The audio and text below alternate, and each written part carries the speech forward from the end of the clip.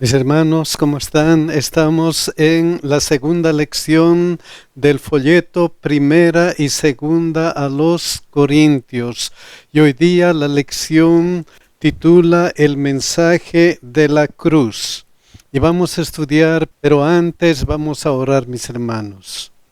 Santo Dios que estás en los cielos, te agradecemos porque un día Cristo ha muerto en la cruz para salvarnos, para darnos vida eterna, para hacernos tus hijos. Gracias, Señor, por ese sacrificio. Y, Señor, te pedimos que nos ayudes a estudiar esta tu lección de tal manera que nuestra vida cristiana pueda crecer y crecer de acuerdo a tu voluntad. Señor, bendícenos uno por uno. Cuida de nuestras necesidades. Cuida, Señor, de nuestros hijos. Bendíceles, ayúdales en sus propósitos, en sus metas, en sus trabajos, en sus estudios. Cuídales, Señor. También te pedimos de una manera especial que bendigas a aquellos hermanos que han puesto un pedido especial en nuestra página del internet. Señor, tú sabes su pedido. Tú sabes, Señor, qué es lo que ellos anhelan. Ayúdales de acuerdo a tu voluntad y quédate con ellos. Señor, todo esto lo pedimos en el nombre de Jesús. Amén. Miren el versículo de memoria de esta lección. 1 Corintios 1:18. El mensaje de la cruz es locura para los que se pierden, pero para los que se salvan es poder de Dios. El mensaje es poder de Dios. ¿Para quiénes? Para los que se salvan. Vamos a estudiar este versículo luego. Estamos estudiando esta semana el mensaje de la cruz y esta semana nos centraremos en el poderoso mensaje de la cruz como respuesta a las divisiones y a otras cuestiones en Corinto. Vamos a ir al primer día que titula El Evangelio de la Cruz. Miren lo que dice 1 Corintios 2:2. Pues me propuse no saber entre vosotros cosa alguna sino a Jesucristo y a este crucificado. ¿Qué se propuso el apóstol Pablo al hablar a los corintios? Se propuso hablar solamente de Cristo crucificado. Por eso en 1 Corintios 1:17 dice: pues no me envió Cristo a bautizar, sino a predicar el Evangelio. Aquí tenemos un problema especial, pues no me envió Cristo a bautizar. ¿Quiere decir que el bautismo no es importante? Claro que el bautismo es importante. En Mateo 28:19, Cristo nos dio la misión. Por tanto, id y haced discípulos a todas las naciones, bautizándolos en el nombre del Padre y del Hijo y del Espíritu Santo. Entonces el bautismo es parte de la misión de la iglesia, de la predicación. ¿Qué más es el bautismo? Gálatas 3:26 y 27. Pues todos sois hijos de Dios por la fe en Cristo Jesús, porque todos los que habéis sido bautizados en Cristo, de Cristo estáis revestidos. Entonces, el bautismo es símbolo de nuestra unión con Cristo. Con Cristo estáis revestidos. Otra cosa importante del bautismo, Romanos 6:4. porque somos sepultados juntamente con Él para muerte por el bautismo, a fin de que como Cristo resucitó de los muertos por la gloria del Padre, así también nosotros andemos en vida nueva. Entonces, el bautismo es una expresión visible de nuestra decisión de andar en una vida nueva. El bautismo para la Biblia, el bautismo para la misión de la Iglesia es importante. Pero surge la pregunta entonces, ¿por qué Pablo dice, pues no me envió Cristo a bautizar? ¿Por qué?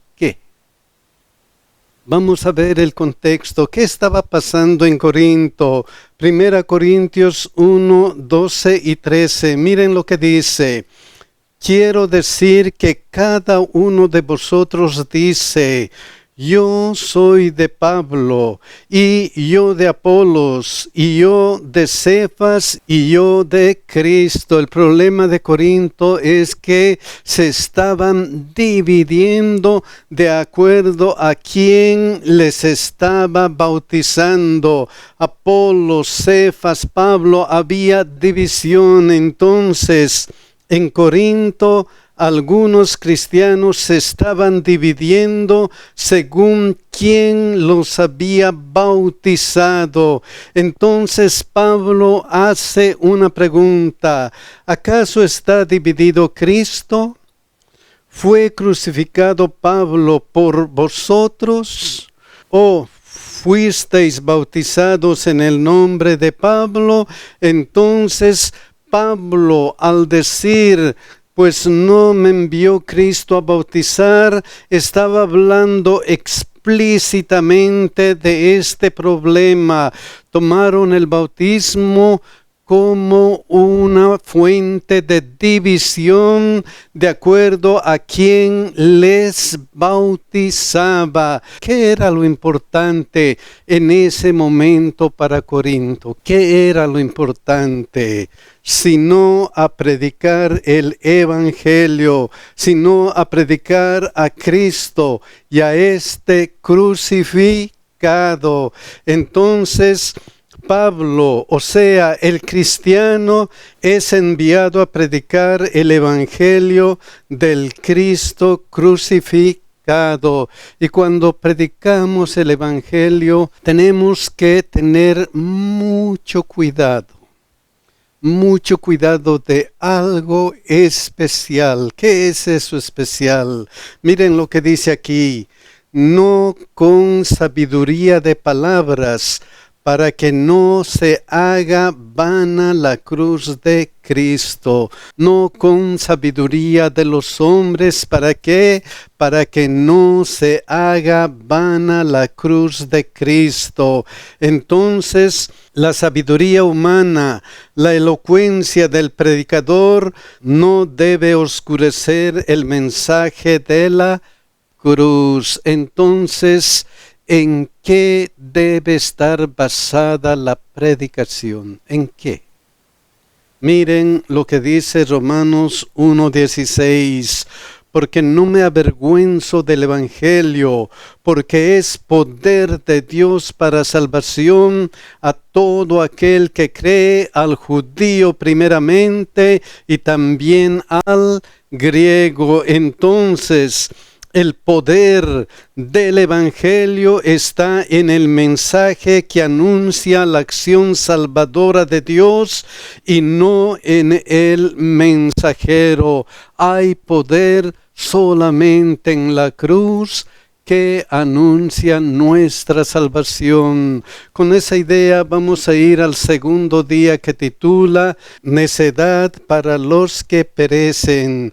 Vamos a ir a 1 Corintios 1:18. En este versículo sobresale dos frases y estas dos frases están aquí. Los que se pierden, y vamos a ver quiénes son los que se pierden, y por otro lado los que se salvan, Entonces hay un contraste entre los que se pierden y los que se salvan. ¿Qué pasa con los que se pierden? Miren lo que dice: porque la palabra de la cruz es locura a los que se pierden. Miren lo que dice en esta versión, esa parte de la Biblia latinoamericana. Porque la palabra de la cruz es necedad para los que se pierden. ¿Por qué la palabra de la cruz es locura, es necedad para los que se pierden? ¿Por qué? Vamos a ver Salmo 14:1. Dice el necio en su corazón: no hay Dios. Entonces, los que se pierden niegan el valor de la cruz. Dicen: es absurdo, es locura, es necedad. ¿Por qué? Porque en su corazón dicen: no hay Dios. Por el contrario, ¿qué pasa con los que se salvan? Miren lo que dice aquí: pero a los que se salvan, esto es a nosotros, es poder de Dios. Entonces, los que se salvan aceptan el valor de la cruz.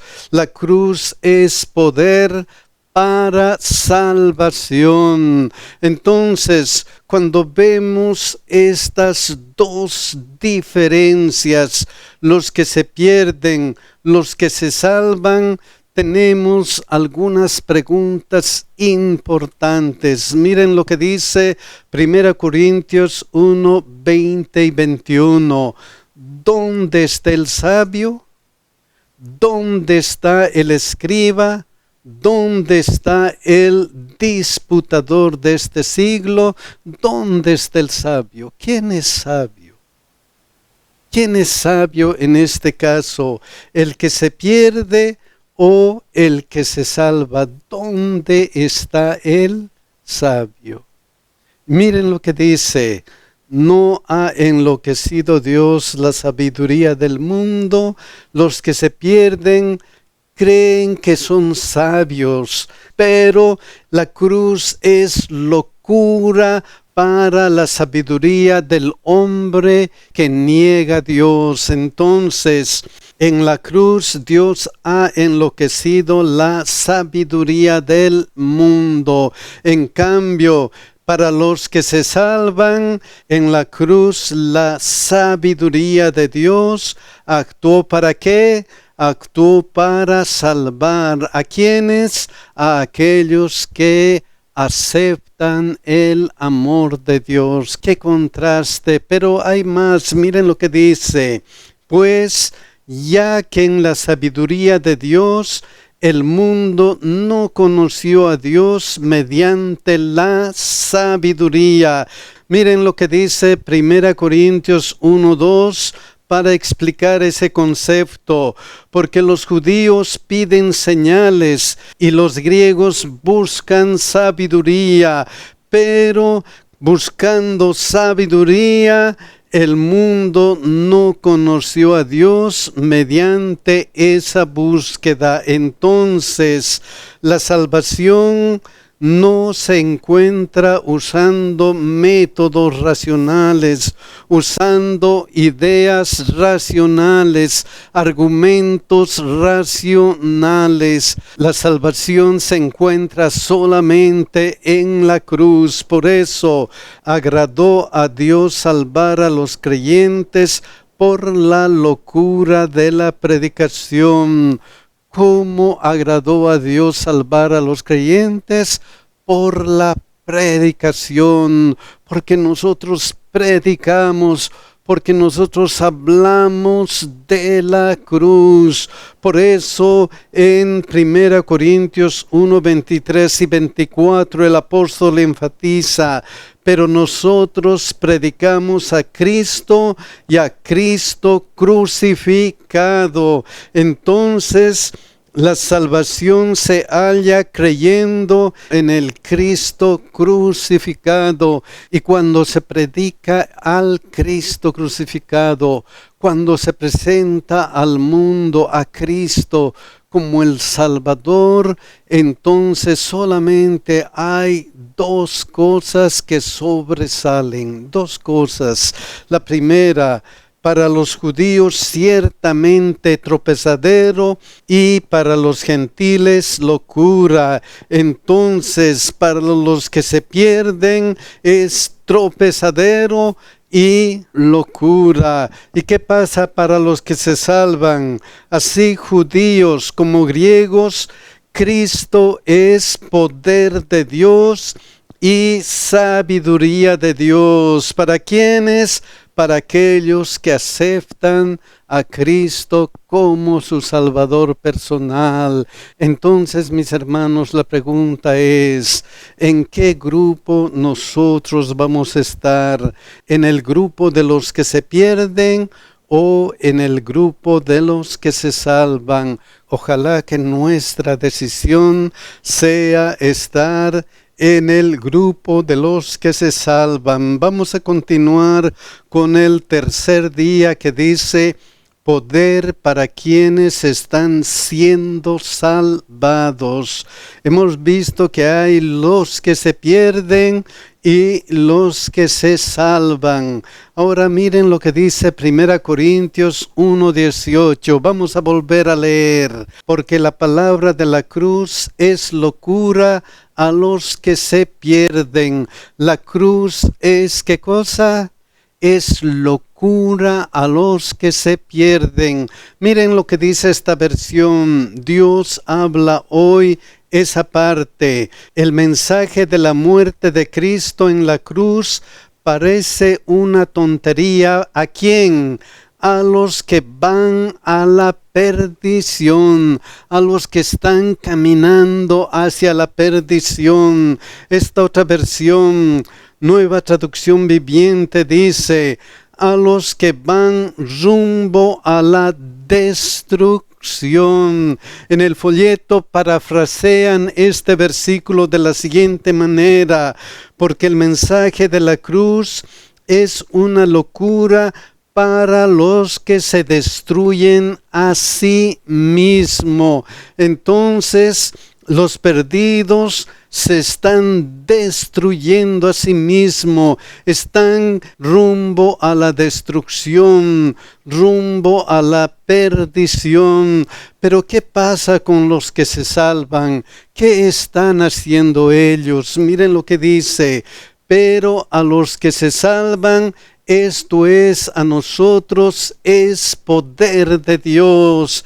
Esta versión dice, pero este mensaje es poder de Dios para los que vamos a la salvación. ¿Para quiénes? Para los que vamos, estamos marchando ¿hacia dónde? Hacia la salvación. Esta otra versión, pero nosotros que vamos en camino a la salvación, sabemos que es el poder mismo de Dios. Entonces los salvados están siendo salvados por el mensaje de la cruz. Es un proceso en el que están caminando hacia la salvación. Pero si los perdidos se están destruyendo a sí mismos, ¿qué va a pasar con ellos? ¿Qué va a pasar con ellos? Miren lo que dice Romanos 6:23, porque la paga del pecado es muerte. ¿Cuál es la paga del pecado? La paga del pecado es muerte. Los perdidos se están destruyendo a sí mismos, están caminando en busca de la muerte. Cuando Cristo venga, entonces los que han decidido perderse, miren cómo van a reaccionar. Apocalipsis 6:14-17. Y el cielo se desvaneció como un pergamino que se enrolla, y todo monte y toda isla se removió de su lugar, y los reyes de la tierra, y los grandes, los ricos, los capitanes, los poderosos, y todo siervo y todo libre se escondieron en las cuevas y entre las peñas de los montes, y decían a los montes y a las peñas: caed sobre nosotros y escondednos del rostro de aquel que está sentado sobre el trono y de la ira del Cordero, porque el gran día de su ira ha llegado, y ¿quién podrá sostenerse en pie? Entonces, ¿qué pasa con los que se están destruyendo a sí mismos? Finalmente, el pecado paga a sus esclavos lo que ellos han ganado, que es la muerte. Caed sobre nosotros, porque no podemos ver la presencia del Cordero. Y ellos se hacen una pregunta. Ellos dicen: ¿quién podrá sostenerse en pie? ¿Quiénes se van a sostener en pie? ¿Quiénes? Por supuesto, los que han decidido salvarse. ¿Por qué? ¿Por qué ellos van a estar de pie? Por el proceso de la salvación. Miren lo que dice 1 Pedro 2:24. ¿Quién llevó él mismo nuestros pecados en su cuerpo sobre el madero? ¿Quién es el que llevó nuestros pecados? Jesucristo. ¿Para qué? Para que nosotros, estando muertos a los pecados, vivamos a la justicia, y por cuya herida fuisteis sanados. ¿Quiénes van a estar de pie cuando Cristo venga? Aquellos que han aceptado la muerte de Cristo. ¿Y por qué la muerte de Cristo ha sido importante para la salvación? Porque recordemos que el pecado nos separa de Dios.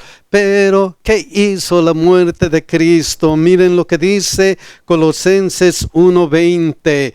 Y por medio de él reconciliar consigo todas las cosas, así las que están en la tierra como las que están en los cielos, haciendo la paz mediante la sangre de ¿quién? La sangre de su cruz. Por eso, porque Cristo ha muerto para ayudarnos, ha muerto para darnos el derecho a la salvación. Miren lo que dice el versículo: porque la paga del pecado es muerte, mas la dádiva de Dios es vida eterna en Cristo Jesús, Señor nuestro. Si los pecadores reciben lo que ellos han ganado, la muerte, ¿qué va a pasar con los salvados cuando Cristo venga? Miren lo que dice Isaías 25:9.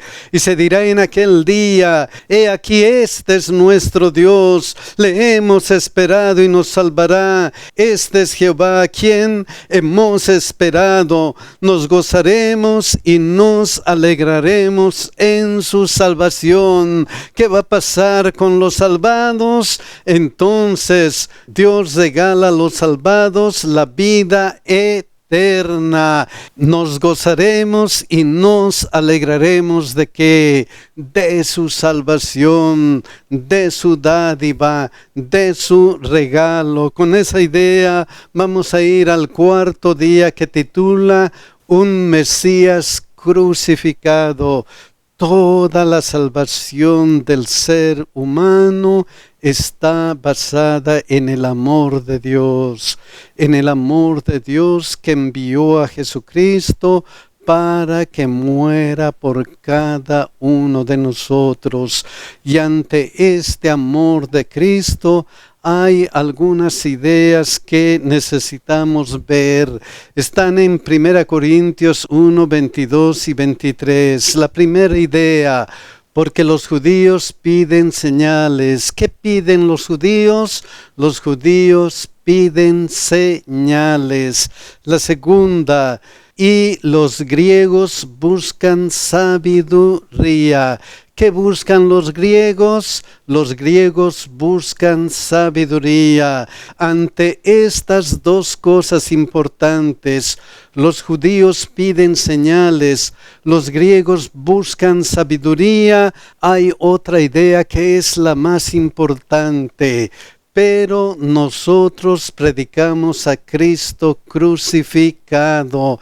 Entonces, nosotros predicamos a Cristo crucificado. Ante todos, ya sea judíos como gentiles, predicamos a quién? A Cristo crucificado. ¿Y qué pasa cuando se predica al Cristo crucificado? ¿Qué pasa? Miren lo que dice, para los judíos ciertamente tropezadero. ¿Por qué? ¿Por qué para los judíos la cruz es tropezadero? ¿Qué estaban esperando los judíos al Mesías? ¿Qué clase de Mesías? Miren lo que dice Lucas 24:21. Pero nosotros esperábamos que Él era aquel que había de redimir a Israel. Y ahora, además de todo esto, hoy es ya el tercer día que esto ha acontecido. Es el tercer día de la muerte de Cristo. ¿Qué esperaban? Esperaban un Mesías que había de redimir a Israel. Y como esperaban a un Mesías diferente, a un Mesías que no debía morir, a un Mesías que no debía sufrir, miren lo que sucede en Marcos 8, 31 y 32. Y comenzó a enseñarles que le era necesario al Hijo del Hombre padecer mucho y ser desechado por los ancianos, por los principales sacerdotes y por los escribas, y ser muerto y resucitar después de 3 días. Esto les decía claramente. ¿Quién les decía? Jesucristo. ¿A quiénes? A sus discípulos, pero estaban esperando a otro Mesías. Entonces, ¿qué pasó con Pedro? Entonces Pedro le tomó aparte y comenzó a reconvenirle. Entonces los judíos esperaban un libertador político, no un siervo sufriente, no uno que va a morir en la cruz. Por eso, para los judíos, la cruz ciertamente fue tropezadero. ¿Y qué pasa con los griegos? ¿Qué pasa con la sabiduría de los griegos? Y para los gentiles, para los griegos, locura. Entonces, para el pensamiento griego, la idea de un Mesías crucificado era absurda. ¿Por qué? Porque la cruz era el peor método de muerte. Para su pensamiento no cabía que el Cristo crucificado iba a ser su Salvador. La pregunta es, ¿reflejamos a los judíos o reflejamos a los publicanos o a los griegos? ¿A quienes reflejamos? Ojalá que a ninguno de ellos. ¿Por qué? Porque nosotros predicamos a Cristo crucificado, al Cristo que es nuestro Salvador, al Cristo que demostró el gran amor de Dios para cada uno de nosotros. Por eso, Colosenses 1, 19 y 20 dice: por cuanto agradó al Padre que en Él habitase toda la plenitud. ¿En quién? En Jesucristo. Y por medio de Él reconciliar consigo todas las cosas, así las que están en la tierra como las que están en los cielos, haciendo la paz mediante la sangre de su cruz. ¿Por qué Cristo murió? ¿Por qué agradó al Padre que en Cristo habitase toda la plenitud y sea nuestro Salvador? ¿Por qué? Miren lo que dice Romanos 5:8. Mas Dios muestra su amor para con nosotros, en que siendo aún pecadores, Cristo murió por nosotros. En que siendo aún pecadores, ¿qué pasó? Cristo murió por nosotros. Entonces nosotros predicamos a Cristo crucificado. ¿Por qué? Porque en la cruz Dios muestra su amor para con nosotros, en que siendo aún pecadores, Cristo murió por nosotros. Miren cómo expresa esa idea el apóstol Pablo en 1 Corintios 2, 1 y 2.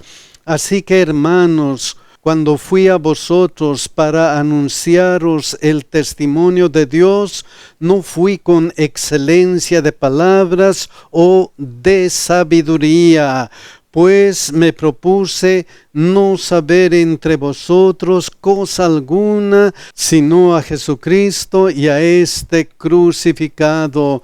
Nosotros predicamos a Cristo crucificado. ¿Por qué? Porque en la cruz Dios muestra su amor para con nosotros, en que siendo aún pecadores, Cristo murió por cada uno de nosotros.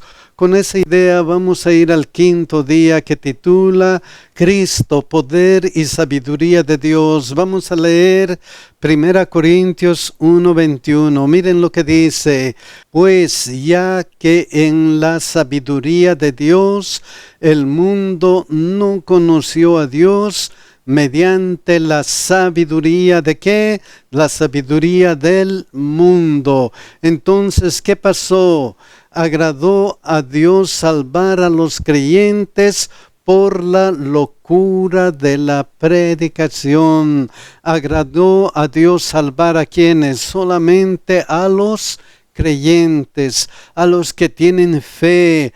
En 1 Corintios 1:24, estos creyentes son más para los llamados, así judíos como griegos, Cristo, poder de ¿quién? Poder de Dios. ¿Para quiénes? Para los creyentes, para los llamados. Miren lo que dice 1 Corintios 1:18. Porque la palabra de la cruz es locura a los que se pierden, pero a los que se salvan, esto es a nosotros, es poder de Dios. ¿A quiénes? A los que se salvan, a los llamados, a los creyentes. Romanos 1:16, miren lo que dice: porque no me avergüenzo del Evangelio, porque es poder de Dios para salvación a todo aquel que cree, al judío primeramente y también al griego. Entonces, para los que creen, para los llamados, para los que se están salvando, Cristo es el poder de Dios. ¿Qué más es Cristo? Para los que se están salvando. Miren lo que continúa aquí. Y sabiduría de Dios. Entonces, para los que creen, para los llamados, para los que se están salvando, Cristo es sabiduría de ¿quién? Sabiduría de Dios. ¿Por qué solamente para los que creen, para los que aceptan el llamado de Dios, para los que están en el camino de la salvación? ¿Por qué? ¿Por qué solamente para ellos? Miren lo que dice 1 Corintios 1:25 al 28. Porque lo insensato de Dios es más sabio que los hombres, y lo débil de Dios es más fuerte que los hombres. Ya sabemos que Dios es perfecto, Dios es sabio, Él no es insensato, pero para contrastar las ideas que Pablo está expresando acerca de la sabiduría humana, él utiliza lo insensato de Dios, lo débil de Dios es mejor que las ideas humanas acerca de su salvación. ¿Por qué? ¿Por qué es mejor? Miren lo que dice aquí. Pues mirad, hermanos, vuestra vocación, que no sois muchos sabios según la carne, ni muchos poderosos, ni muchos nobles. El ejemplo de lo que el apóstol Pablo está hablando es, mírense ustedes, nos dice. Ustedes no son sabios de acuerdo a lo que piensa el mundo. El mundo piensa que es sabio. ¿Por qué? Porque rechazan a Dios. Dice el necio en su corazón, no hay Dios. Pero ustedes han aceptado y ustedes son testimonio de que Dios es sabio. ¿Qué más dice? Sino que lo necio del mundo escogió Dios para avergonzar a los sabios, y lo débil del mundo escogió Dios para avergonzar a lo fuerte, y lo vil del mundo y lo menospreciado escogió Dios, y lo que no es, para deshacer lo que es. ¿A quiénes ha escogido Dios? A lo débil de este mundo, a aquel que dice, gracias Señor por morir en la cruz por mí, por este miserable pecador. Gracias Señor porque tu sabiduría ha perfeccionado mi debilidad. Porque Dios ha hecho todo lo posible para salvar a este pobre pecador. ¿Por qué? Continúa diciendo en 1 Corintios 1, 29 al 31, a fin de que nadie se jacte en su presencia, mas por él estáis vosotros en Cristo Jesús, el cual nos ha sido hecho por Dios sabiduría, justificación, santificación y redención. Cristo para nosotros es sabiduría, justificación, santificación y redención. ¿Y para qué? Para que, como está escrito, el que se gloría, gloríese en ¿quién? En el Señor. Oh, mis queridos hermanos, qué gran Dios tenemos, cuánto nos ama Dios, tanto nos ama que envió a Jesucristo para salvarnos. Mis queridos hermanos, ojalá que nosotros aceptemos el llamado de Dios, ojalá que nosotros tengamos fe en ese llamado de Dios y digamos, sí Señor, aquí estoy, sálvame. Que Dios nos bendiga y que Dios nos cuide, mis hermanos.